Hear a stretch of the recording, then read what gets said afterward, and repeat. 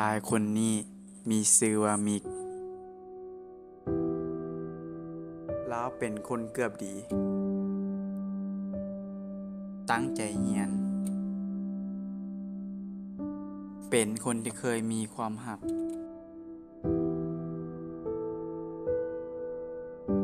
แต่ก็พังจากความผิดพลาดของเรา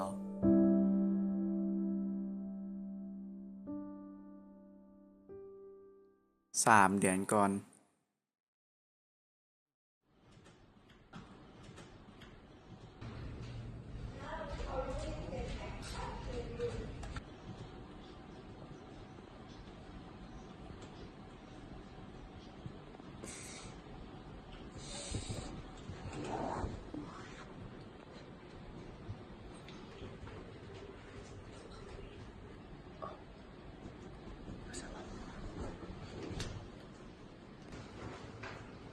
พอที่จะไปใส่คือมาอยู่บ้านแน่ลูกอยู่บ้าน2-3 มื้อนะบุ้มยังกินซ้ำกินมีมา2-3 มื้อแล้วไม่ได้หากินเลยด้วยเพราะก็เป็นลูกแค่ดูอ่ะเอาเลยหรอโอ้ซูซีล่ะกูจะออกไปเวียกหน่อยกลับมา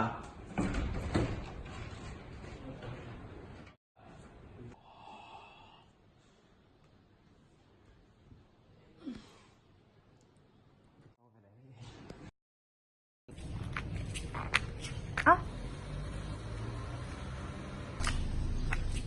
ก็พอมีตัวหา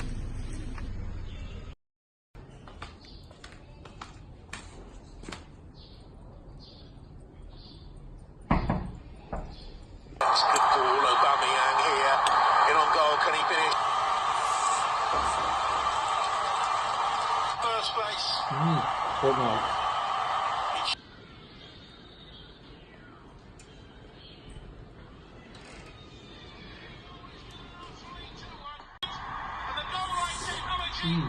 Some of the referees watch and the goal is given an Arsenal 2-1.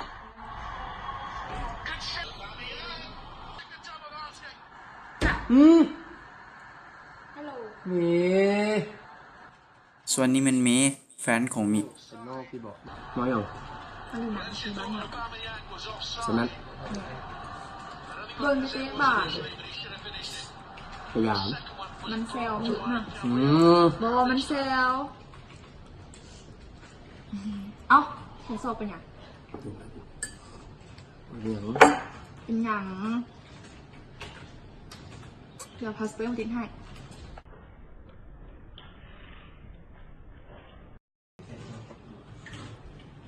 มานี่สิพาสเตอร์ให้ คอย มาติดดอ ก็ฟังนี่บุเป็นยังไงฟังมือ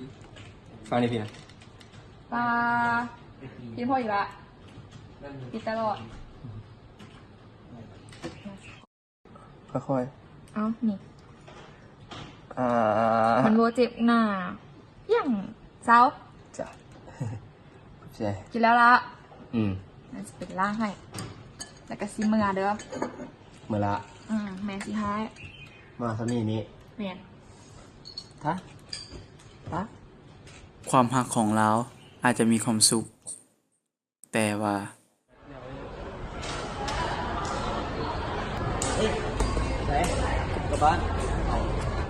ชายคนนี้มีชื่อว่าหมู เป็นหมูสนิทของเท้ามิก ว่ามันบึกมันก็หลายคน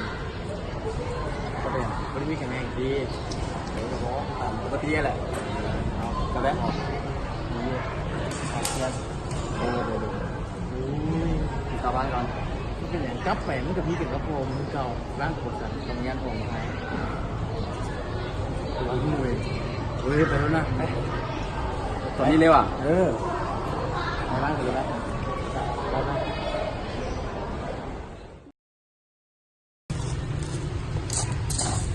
เฮ้ยนี่มาเนี่ยนี่หรอนี่แหละส่งมาให้หรอออกไปดู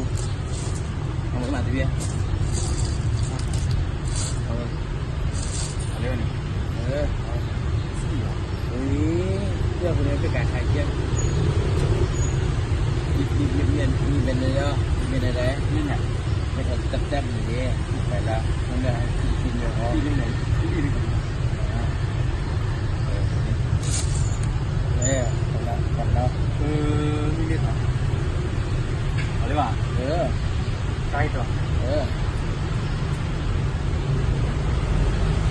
ได้ลองสู่ครั้งทำบิดแล้ว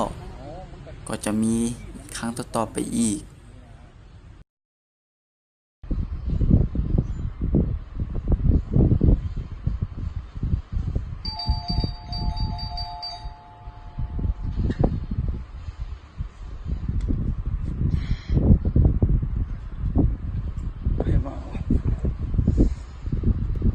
นี่ดำๆวะหมู เอาหมูไม่อย่าง นี่คนในบ้านบอก โบมีที่กูคนเดียว อย่าดิ บ้านกูแดงดีป่ะ นี่อันหอมมันตัวที่ว่าโมมีคนบอก บ้านกูมีของขายเอาหมดแท้มันไปเดี๋ยวอัดตูก้อนเอาไปไม่ไงเนาะโคตรหนัก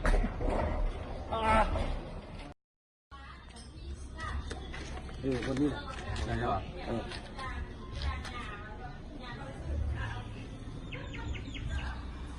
หมูนี่เลยได้เอาแค่มันเอาอ่ะ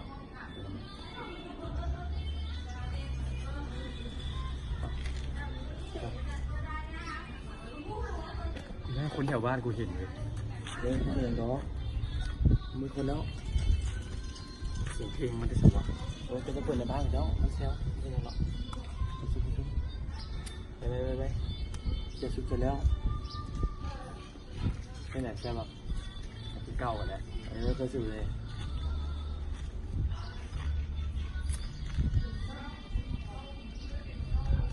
คิดจริงเดี๋ยวมันมาสู่บ้านกู แล้วพอกูเห็นอยู่บ้านเดี๋ยวนี่ว่าพอมันมาอยู่เด้ เช้านี้จะมากูอยู่ตัว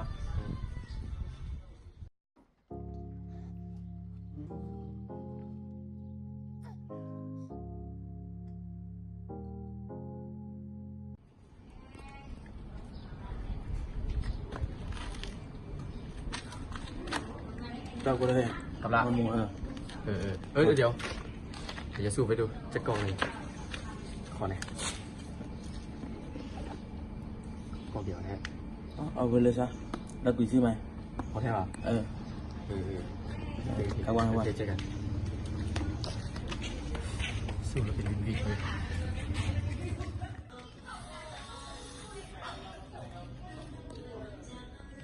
จะกล่องเลยแล้ว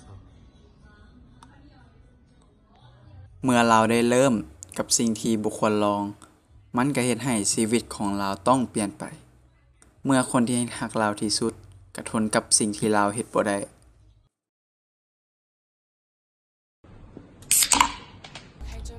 ไม่ได้สิครับวันนี้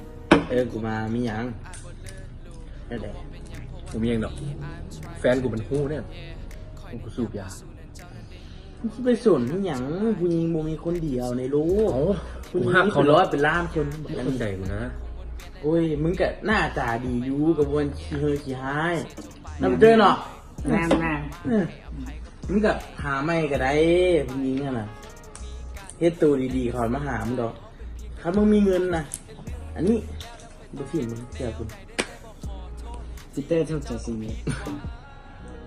แม่ความสวยเนาะมา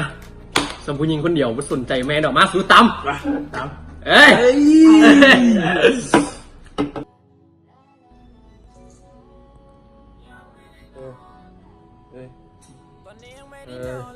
กินกูนะ ใส่อ่อนว่ะนอนแล้วก็พอดูยาแล้วได้ไหมดูยาไหมเฮ้ยเถอะ ไปนอกที่หนึ่งดูกู ได้ไหมมึงไปกับยามันไปสองคนเลย นอนนี่เด้อ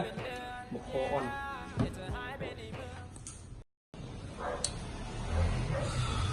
ทำไมล่ะไม่เมาดิมันสูงมันเมาแล้วมันวินเลย สบาย เอานั่งดีไหมนั่งดีไหม ดูนะโอ้ย นั่งดีไหมเฮ้ยโอ้แนวไหนวะ นี่กี่สบาย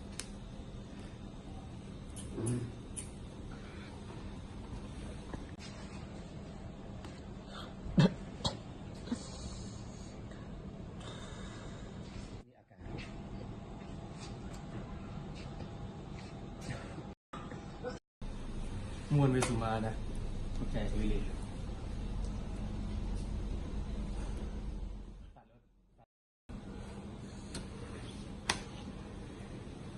มองเชื่อไปได้เลย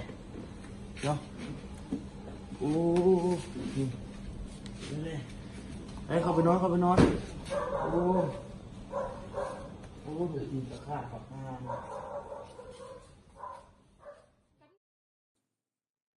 ปัจจุบัน มิก เป็นโรคมะเร็งปอด เฮ็ดให้เราอยู่ได้อีกบ่กี่นาทีนับจากนี้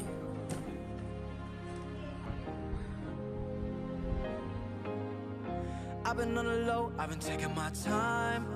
I feel like I'm out of my mind.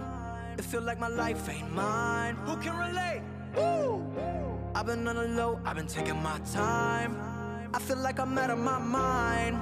It feel like my life ain't mine. I don't wanna be